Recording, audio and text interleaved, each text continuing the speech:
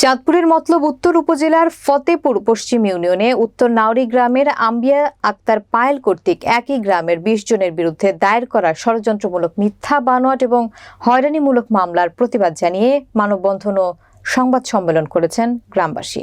বিস্তারিত থাকছে মতলব উত্তর প্রতিনিধি জাকির হোসেন বাদশার প্রতিবেদনে।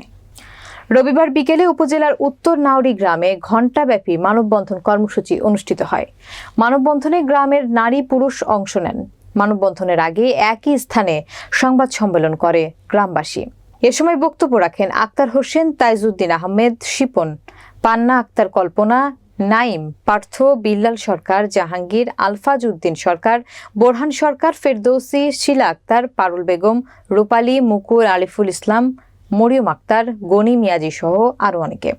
মানববন্ধনে বক্তারা বলেন, গত ১২ সেপ্টেম্বর নাওরী গ্রামের লিটন সরকারের স্ত্রী আম্বিয়া আক্তার পায়েল বাদী হয়ে আতিকুর রহমান অপু সহ ২০ জন নামীয় আসামি এবং অজ্ঞাতনামা আরও ১০ থেকে ১৫ জনের বিরুদ্ধে আদালতে একটি মামলা দায়ের করেছেন।